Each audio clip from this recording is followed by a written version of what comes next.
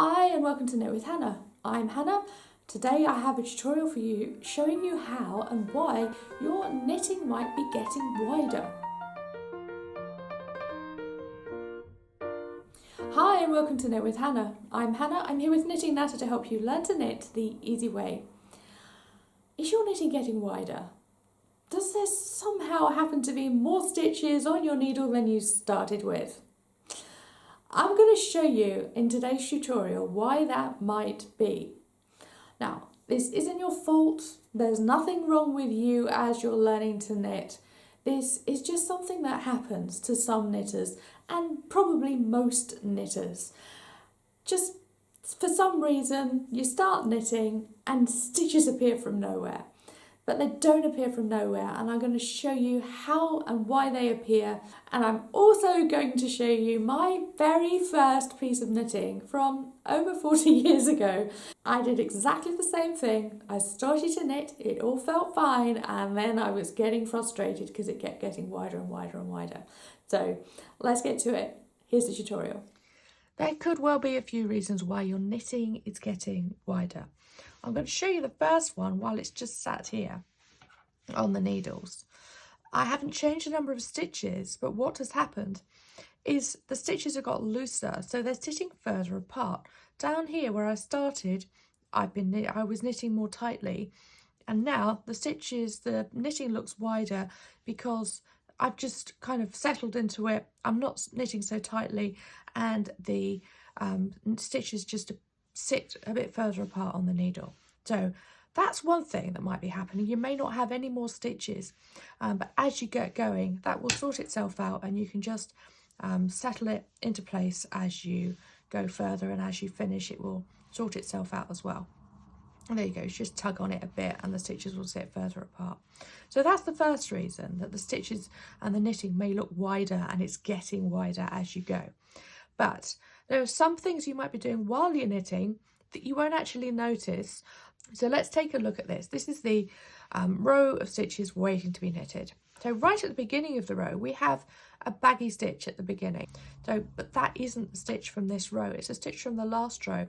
And as you knit the first few stitches, it will settle down and it won't look quite so baggy. So there it is, sitting there all baggy, and it doesn't look like a real stitch. So we're going to put that on the needle and knit it, because it feels like we haven't knitted it. So let's just put it on there, knit that one, and then knit the last stitch from the previous row.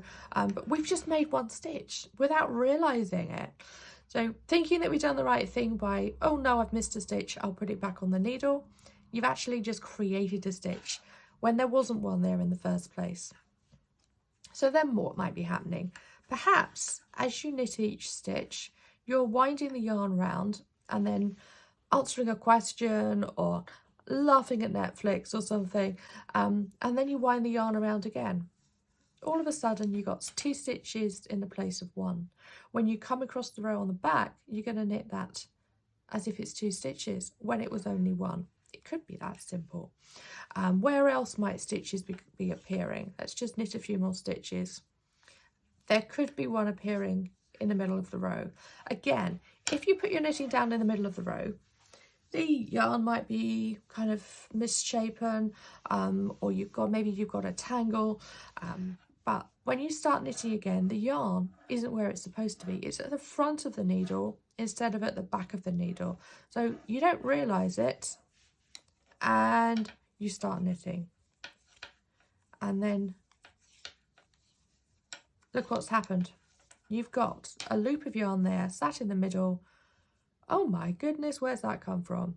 Actually, look at that. It's a stitch when you come across the other side and you knit it because it looks like a stitch, but that is a loop of yarn and it's not actually a stitch. And what you will end up with is a hole. You can make these intentionally as you go further in knitting, so that you get a nice lacy look, but that's not what's intended when you're just doing the knit stitch. What else might happen? Okay, so you're going to knit a stitch, and then accidentally you don't drop it off the needle. So you kind of fumble around and work out where to knit it, and you knit it again. So again, you've got 2 loops instead of 1. So what happens when you come back along the row from the other direction? you knit both stitches. Now this is quite a drastic row. We've made lots of mistakes all the way along it. It's suddenly going to grow beyond belief. And one more thing might happen, and that is if you're knitting and you think, wow, that's a big loop in the middle of the row. Perhaps you did something like this in the previous row. What's that? Oh no, I must have dropped a stitch. And you've been learning all about drop stitches, so you try and pick it up by following one of my drop stitch videos. So you pick it up and you wind it around your needle and you think, yeah, that's it. Phew, didn't drop it. I've picked it up now. I'm all ready to go. So that was it looks a bit gapey, but you think, oh, thank goodness I haven't dropped the stitch. It's not going to mess up my whole work. But you didn't drop a stitch. It was just a mistake in the previous row. So you just kind of authenticate it, and then you've got a stitch from nowhere again. So there are lots of reasons why you might make stitches out of nowhere. And then I'll just knit across the back of this row. Because of all those mistakes, or even just one of those mistakes, you suddenly have stitches out of nowhere, and it becomes so easy to just start knitting the next row if you've just got one or two mistakes along it and you got stitches that weren't there in the first place.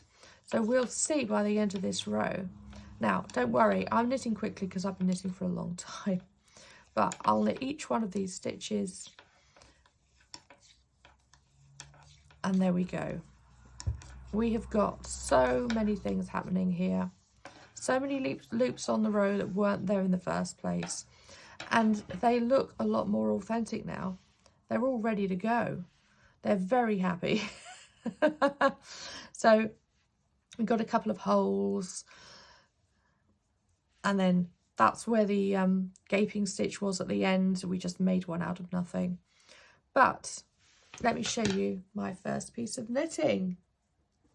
Look at that. When I was a child, this is my first piece of knitting. I started with about 8 stitches on the needle, and it just kind of grew. The bit was very lumpy. I wasn't really sure what I was doing. I'm sure along here I knitted across half a row, got bored, and then picked it up again and went back the wrong way. And then I dropped a stitch there, and look, suddenly out of nothing, I got stitches at the end of the row that weren't there before. That's by knitting the end stitches. I'm sure that's what that is. I've actually dropped a stitch here that has held in place very well for the last 40 years. So that end stitch has disappeared, and then this bit is extremely messy. I've got no idea what was going on there. And then look at that. You start to notice that it all looks a lot better. It's really straight. It doesn't take long. Get used to the knit stitch. You only wind it around once. You don't make a loop in between them. The end stitch is going to be baggy. That's just what knitting is. And the end stitch looking baggy sorts itself out on the next row. Okay, you know why your knitting is getting wider now. And you probably are only doing one of those things, or maybe a couple of those things, and just over time it's got a bit wider. You probably aren't doing all of those things in one row like I was. Okay, so it feels easier, and you know that it's not your fault. It's just one of those things. We go through that process. I mean, look at my first piece of knitting. Every knitter may well have that stage that they have to go through.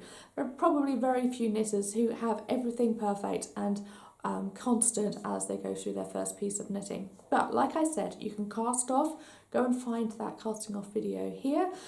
As you move on, make sure you keep that piece of knitting by your side. You'll go, I'm getting better. This is getting easier. Look what I started with. This is where I am now. Now, as you're a beginner knitter, do go over to my knitting shop and have a look at the beginner knitting kits. They are there for you to just move on, start knitting and get knitting once you know the knit stitch, once you know all about casting on and casting off. You just need to move on and find different patterns to knit.